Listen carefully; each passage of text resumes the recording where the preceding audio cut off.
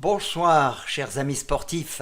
En ce dimanche 17 décembre, bientôt les fêtes, on va tous en profiter, bien entendu, si on ne nous enferme pas, on ne sait jamais. Alors aujourd'hui, la vidéo qui était promise, c'était sur la musculation, plus particulièrement la préparation physique à la course à pied et au cyclisme.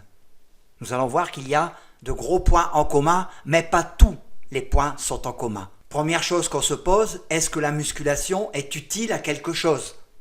Écoutez, regardez à l'écran, vous avez Kevin Bagna qui va nous sauter à pieds joints 1,62 m sans prendre d'élan. Vous imaginez? Et ça ne peut se faire que grâce à la musculation, notamment et particulièrement chez les haltérophiles qui, avec le squat, qui font les squats clavicules, les squats dorsales, leur confèrent une énorme détente en explosivité, car en portant des poids lourds, nous verrons un petit peu plus loin dans la vidéo que ça stimule justement cette explosivité. Allez, on met cette vidéo, vous allez voir, c'est impressionnant et c'est très démonstratif de ce que représente la musculation.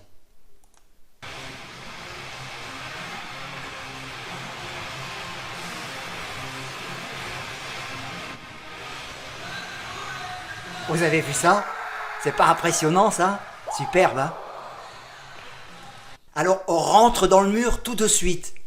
J'ai parlé de musculation, je n'ai pas parlé de rééducation. Ce qui veut dire que musculation égale charge, charge moyenne, charge lourde. Rééducation veut dire poids de corps, charge légère. Ici dans cette vidéo, pour la préparation physique, pour le cyclisme et le vélo, je n'aborderai même pas la préparation physique avec charge du poids du corps, qui me paraît pour moi une aberration en ce qui concerne la préparation physique. Sauf pour celui qui veut se rééduquer après une blessure, après un dérèglement de quoi que ce soit. Là, ok. Alors vous imaginez que pour faire un bond de 1,62 m sans élan, il faut porter des charges lourdes. Uniquement et quasiment des charges lourdes. Sinon, ça n'est pas avec le poids du corps que vous allez réaliser des choses pareilles, même en pliométrie.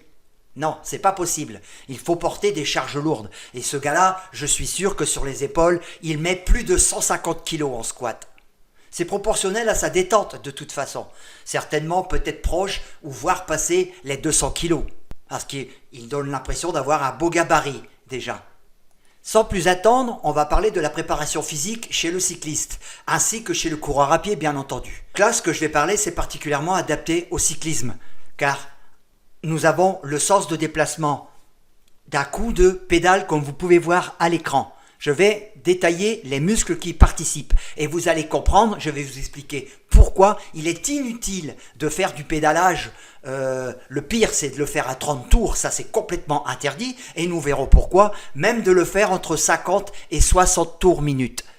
Car on peut largement le remplacer par le squat, le soulevé de terre aussi que nous verrons dans cette vidéo. Commençons par le début du cycle, c'est-à-dire arriver ici à la verticale.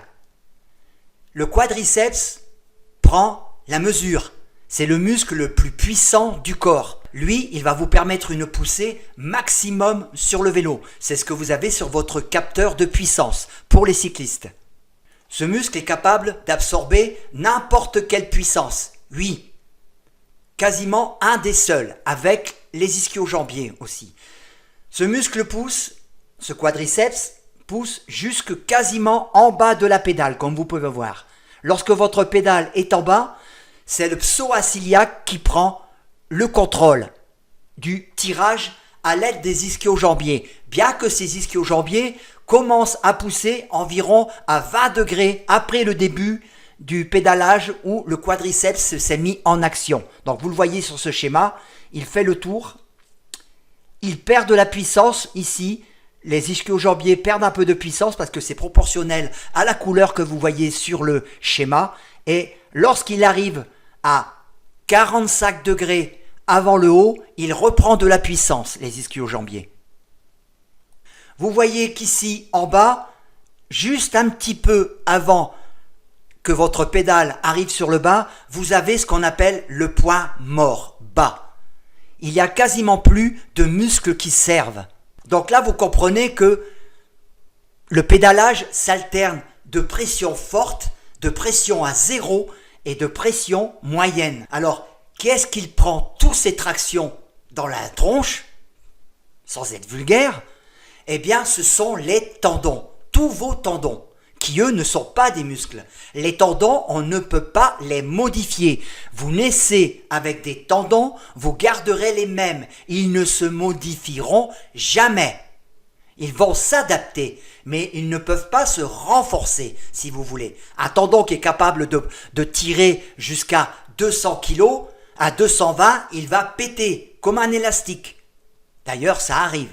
Après cette phase de point mort bas, donc nous avons le psoas iliaque qui prend le relais avec les ischio-jambiers qui reprennent de l'exercice au fur et à mesure que ça monte. Maintenant, c'est là où ça devient le poids critique en fait. Et c'est pour ça que je suis contre un pédalage à 30 répétitions comme je l'ai vu sur une vidéo où cette personne prépare l'étape du Tour de France. Alors que moi, je conseillerais plutôt de faire du squat parce que je l'ai déjà vu faire du squat et de repartir sur un squat clavicule ou du belt squat s'il veut, ou du squat dorsal sur les trapèzes ou du soulevé de terre et du soulevé de terre en tous les cas. Car pour les cyclistes, voici les 3 mouvements qu'il faut faire et les travailler en force. Vous avez donc le squat dorsal avec la barre dans le dos. Pas sur les os. Attention, la barre doit être portée sur les trapèzes. Vous devez sentir qu'elle est bien posée sur le muscle. Vous recherchez, si vous regardez sur les vidéos de Nassim en musculation, il explique très bien. Je vais vous la rechercher, je vous la remettrai dans les commentaires. Le lien de la vidéo de Nassim, où il explique très bien comment faire le squat en le décomposant. De toute façon, vous allez certainement aller dans une salle ou alors vous avez peut-être du matériel chez vous. Dans ce cas-là, il faut faire très attention. Débutez avec un manche à balai dans le dos et puis faites les mouvements à vide pour les apprendre. Et demandez à quelqu'un qu'il vous prenne en vidéo pour vous corriger. C'est le meilleur moyen de savoir si vous avez le regard planté vers le bas. Non, le regard doit être levé. Vous devez regarder un point fixe sur l'avant et ne pas le détourner. Gardez le dos plat. Pas trop creusé non plus, le dos plat, les épaules tirées en arrière quand vous faites ce squat. Et vous descendez sur une rectiligne, bien perpendiculaire au sol. Vous essayez de faire ça. Pour les cyclistes, il est conseillé, moi je vous conseille de mettre une petite talonnette sous vos chaussures, sous vos baskets. Parce que, regardez lorsque vous pédalez, vous avez toujours la cheville légèrement fléchie comme ceci. Toujours, ou comme ça, ça dépend de la vidéo. Voilà, elle n'est pas plate, elle est toujours légèrement fléchie. Ce qui permettra d'avoir un meilleur rendu de votre musculation dans la réalité de ce qu'il se passe sur le vélo. Pour la course à pied, c'est pas forcément une obligation de mettre une talonnette. Voilà, vous pouvez le faire en chaussures, simplement avec les semelles des chaussures. Mais pour le vélo, mettez la talonnette. Vous resterez plus près de la réalité. Alors, arrivé à 280 degrés, les ischio-jambiers n'exercent plus. Le psoas iliaque, il arrête. Prennent le relais les fléchisseurs du pied. Et c'est là que ça devient le point critique. Car ces fléchisseurs du pied sont des muscles qui sont nettement moins puissants que le quadriceps, les ischio-jambiers et le psoas iliaque réunis. Alors, dans les fléchisseurs du pied, nous avons les fléchisseurs de la cheville et les extenseurs de la cheville. Car dans ce mouvement, vous avez du pousser tirer. Je vous ai trouvé ce petit dessin pour bien vous expliquer de façon un petit peu plus scientifique.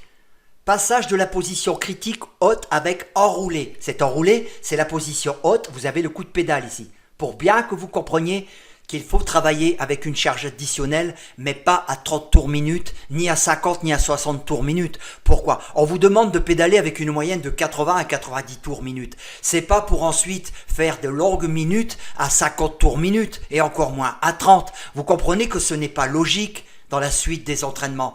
Car lorsque vous allez être fatigué, automatiquement, si vous prenez l'habitude de faire du 50 tours, vous allez retomber dans ces 50 tours minutes. Et là, vous allez fusiller vos muscles. Vous allez les engorger, ces muscles.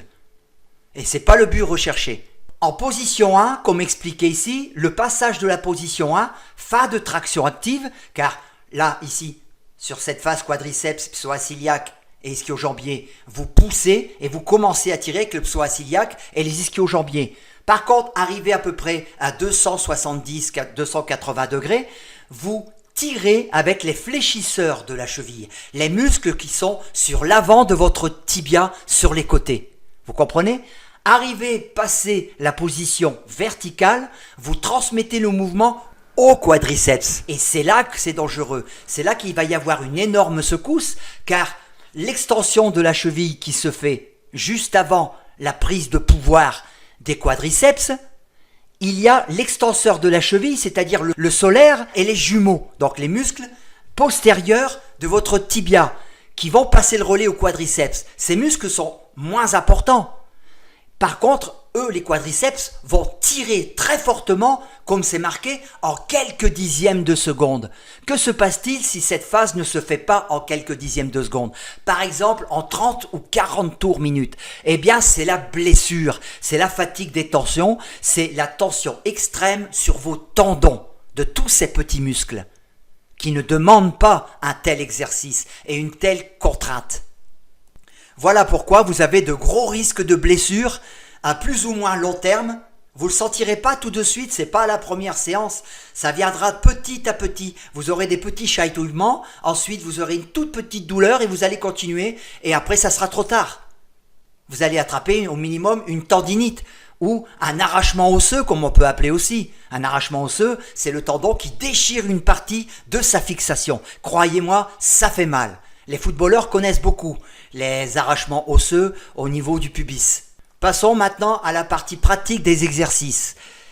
Je vais citer pour commencer tous les exercices qui sont communs à la course à pied ainsi qu'au cyclisme. Nous avons le roi des mouvements tel que c'est marqué, le squat dorsal avec la barre posée non sur les vertèbres que vous sentez avec vos doigts derrière, l'atlas et l'axis, mais un petit peu plus bas sur le trapèze. D'ailleurs, quand on sait très bien faire le mouvement du squat, moi je peux même retirer les mains avec une charge très lourde et je peux faire le mouvement complet sans que ma barre ne tombe par terre, à tel point qu'elle est bien fixée sur les trapèzes. Mais pour l'instant, laissez vos mains dessus, faites ce mouvement-là le mieux que vous pouvez. L'idéal c'est d'aller en salle, ou alors chez vous, si vous avez du matériel, comme chez moi, je me suis monté ma petite salle de muscu. Vous faites ce mouvement-là, vous vous échauffez avec, vous commencez par des charges légères, au fur et à mesure du temps, vous montez pour arriver jusqu'à un niveau de 3 à 4 répétitions par série. Et vous faites 3 à 4 séries de 4 répétitions. Vous n'êtes pas sur un maximum des maximums, car si vous êtes seul, c'est pas très bon. Au niveau sécurité, en général, quand on fait du squat lourd, il faut que quelqu'un vous part derrière vous pour la sécurité. Quand on travaille seul, on garde toujours en réserve une répétition. Et si on n'arrive plus à monter, on peut balancer la charge sur l'arrière de soi. Attention si vous êtes en appartement. Ce qui est bien sur cette petite vidéo, c'est qu'on voit le mouvement travailler et on voit les groupes musculaires qui sont en jeu. Principalement le quadriceps à l'avant. Vous voyez, c'est le muscle le plus puissant du corps. Ensuite, vous avez aussi, d'une moindre mesure, les ischio-jambiers et un peu les mollets. Par contre, vous avez là c'est pas montré, mais vous avez toute la ceinture abdominale, lombaire, et ainsi que les obliques sur les côtés qui travaillent. Car lorsque vous arrivez à 4 répétitions sur un maximum de 90, 100 kg ou 80, ça dépend le maxi c'est proportionnel au maximum que vous arrivez à porter. Tous vos muscles abdominaux, les lombaires, les dorsaux, tout travaille, vous inquiétez pas. C'est un mouvement complet. Même le système cardiovasculaire travaille fortement.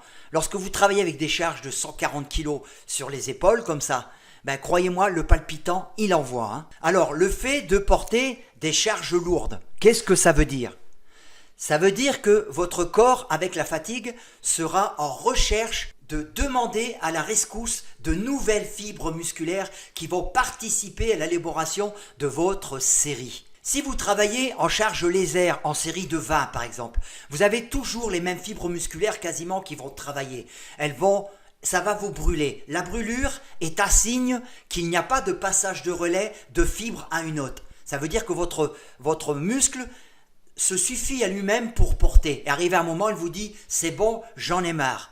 Maintenant, tu arrêtes. Alors, il vous donne mal aux cuisses et ça brûle les cuisses. Par contre, lorsque vous faites des séries lourdes, vous sentez que vous n'avez pas ces brûlures dans les cuisses. Par contre, vous arrivez à porter de plus en plus lourd, car là, le corps dit, c'est bon, moi j'ai assez travaillé. Place à un autre faisceau musculaire qui va prendre, c'est un peu ça, c'est pas tout à fait ça, mais c'est un peu ça, c'est pour imager, un autre paquet de fibres musculaires qui va prendre la rescousse pour pouvoir continuer le mouvement. Et ainsi de suite, pouvoir monopoliser beaucoup plus de fibres musculaires que la normale. Si la normale vous demande 200 fibres musculaires pour faire une vingtaine de répétitions, en portant du lourd en explosif, lorsque vous portez du lourd, c'est systématiquement de l'explosion qui se produit dans les muscles, même si le mouvement est assez lent. En réalité, à l'intérieur du muscle, c'est une véritable bombe atomique qui est en train d'exploser. Vous comprenez? Donc là, il y a à la rescousse de la fibre musculaire qui vient pour justement s'additionner aux autres et qui vous donne le pouvoir dans des mouvements comme la course à pied, des mouvements comme le cyclisme. Lorsque vous montez des cols, eh bien, vous aurez d'autres fibres musculaires qui passeront à la rescousse. Ce qui ne se produira pas si vous faites de l'enroulé, si vous faites du pédalage en force en vélo. Ça n'a rien à voir. Vous n'avez pas ces charges additionnelles. Même si vous pédalez à 30 tours, même à 10 tours minutes, vous allez vous fracasser, quoi, là. Vous n'arriverez pas à solliciter d'autres fibres musculaires parce que vous êtes limité dans l'effort sur les pédales de votre vélo. Vous n'arriverez jamais à envoyer 2000 watts avec vos pédales. C'est pas possible. Vous resterez toujours entre, 200 à 400, voire maximum 500 watts. Mais par rapport à un squat, 500 watts, c'est ridicule. Quand vous soulevez là au squat, vous dépassez les 1000 watts, vous dépassez les 1500 watts, hein, chose que vous ne saurez pas faire avec les pédales. Maintenant, vous comprenez mieux pourquoi il est inutile de faire du pédalage à 50 tours minute pour monter des cols. Réservez plutôt vos mouvements à faire ce mouvement de base. On passe au deuxième mouvement. On passe maintenant au deuxième mouvement qui est toujours commun aux cyclistes et aux courses à pied. J'ai nommé le soulevé de terre, le deadlift. Donc là, même chose. Commencez avec un manche de balai que vous gardez à mi-hauteur des chevilles et faites le mouvement correctement. Apprenez à faire le mouvement correctement, c'est-à-dire vous glissez le manche de balai le long de tous vos jambes en redressant votre corps et en sortant la poitrine surtout. La poitrine doit être sortie. Donc la prise du manche à balai et ensuite de la barre se fera légèrement supérieure à la largeur de vos épaules. Le dos bien droit, le regard pareil, fixé un point devant et ne le quittez pas. Si vous baissez la tête, vous arrondirez le dos et ça, c'est pas bon du tout. Donc ce mouvement travaillera plus particulièrement, travaillera aussi les quadriceps, mais beaucoup plus les ischio-jambiers que le squat et travaillera aussi vos mollets et les fessiers. Alors pourquoi ce mouvement est très bon pour les ischio-jambiers? Les ischio-jambiers sont des muscles qui ont deux points d'insertion. Par contre, ils ont aussi deux articulations. L'articulation que vous voyez ici derrière le genou et l'articulation qui se trouve ici à la hanche. Voyez? Donc, lorsque vous allez monter le mouvement, lorsque les jambes vont se commencer à s'étendre, vous allez travailler la partie basse des ischio-jambiers. Et lorsque vous allez redresser le torse, en tirant votre barre bien droite, là, vous allez déplier votre tronc, le redresser et être bien droit, comme ici sur cette photo. Et là, c'est la partie supérieure des ischio-jambiers qui va travailler. C'est donc un mouvement très important pour les ischio-jambiers qui n'ont pas de mouvement très particulier à eux-mêmes. Et c'est pour ça que le soulevé de terre est un mouvement très très important. Et en pédalant sur le vélo, jamais vous n'aurez cette efficacité. Jamais. Alors ce mouvement soulevé de terre a aussi deux variantes. Soit vous fléchissez, comme ici cette photo, à gauche, ou soit vous le faites avec une légère flexion, plutôt droit, et là c'est le buste qui va remonter. Par contre, là, attention à la charge, il faut bien maîtriser le mouvement pour le faire, surtout pas de dos rond, toujours les épaules bien droites. Regardez, il tire ses épaules en arrière et sort les pectoraux, c'est très important. Même chose, vous travaillez d'abord à vide, lorsque vous maîtrisez le mouvement, vous montez vos charges de plus en plus pour faire, c'est pareil, des maximums de 4 répétitions. 4 séries de 4 répétitions. Maintenant, troisième mouvement, commun toujours aux cyclistes et aux coureurs à pied. L'incontournable mouvement pour les mollets. Croyez-moi, celui-là est très efficace. Bon, là, il est fait au sol. Moi, je vous conseille de mettre une planche. D'abord, de prendre une planche de 5 cm d'épaisseur, de mettre le bout de vos pieds sur cette planche et de descendre les talons plus bas que le plan du sol. Vous avez compris ce que j'ai voulu dire. De cette façon, vous avez plus d'amplitude pour l'étirer, plus d'amplitude pour remonter vos mollets. Et lorsque vous le remontez, vous restez un petit instant perché là-haut. Il faut le monter le plus haut possible. Donc là, c'est pareil. Ça se fera avec le poids du corps et de plus en plus, vous y mettrez une charge. Donc moi, pour avoir gardé ma stabilité, je vais vous donner mon truc. Je ne travaille pas avec une barre parce que j'ai besoin de me tenir avec les bras. Parce que, sans m'aider, parce que je suis sur une planche, sinon je perds l'équilibre. Je prends un sac au dos de randonnée et à l'intérieur de ce sac, je mets des poids de 5 kilos. Et c'est très bien. Et je le sangle autour des épaules comme un sac de rando. Et c'est hyper bien. Vous pouvez mettre jusqu'à 50 kilos si vous voulez dans ce sac. Et vous montez et vous descendez le plus bas, vous montez le plus haut possible. Et vous essayez de faire une explosion à la montée. Quand vous êtes bien chaud, surtout. Et essayez de faire 15, 20, 30 répétitions. Les mollets ont la particularité d'être un muscle infatigable. Depuis l'Homo sapiens, il a été créé pour ça. N'oubliez pas que l'Homo sapiens, s'il fallait courir avec un Homo sapiens d'il y a 37 000 ans, aujourd'hui, il nous battrait à plat de couture. Le Néandertal, paraît-il, d'après les empreintes qu'ils ont vues dans la glaise, ils ont étudié que le Néandertal courait plus vite que Usain Bolt. Vous avez compris ce que ça veut dire. Ces gens-là, l'homme est né pour courir. Marcher et surtout pour courir. Un Homo sapiens, il y a 37-40 000 ans, 50 000 ans, il devait faire parcourir 50 km tous les jours pour se nourrir. Et dans l'étymologie, on a compris que il se mettait en bande et il fatiguait des cerfs. Vous vous rendez compte? Il courait après des cerfs jusqu'à temps que le cerf soit complètement épuisé. Pour vous dire la capacité de VO2 max qu'ils avaient à cette époque. N'ayez pas peur de travailler vos mollets, ne travaillez pas vos mollets en série de 5, 7, 8 ou 10. Vous devez dépasser les 20 répétitions avec la charge maximum. Ça va faire mal, je vous préviens. C'est pour ça, démarrez tout doucement. Sinon, le matin, vous allez avoir la surprise de vous lever d'une façon bizarre. Vous ne saurez plus marcher. Vous inquiétez pas, ça dure 1 minute ou 2. Une fois que le mollet est échauffé, par contre, vous allez commencer à progresser sérieusement. Voilà, par conséquent, j'en ai terminé avec la préparation physique du cycliste.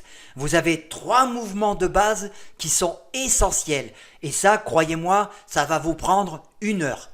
Vous faites ça 2 fois par semaine et vous le faites toute l'année. Dans l'année où vous ne faites pas de préparation physique, dans les mois où vous faites de la compétition par exemple, il faut garder au moins 1 séance par semaine.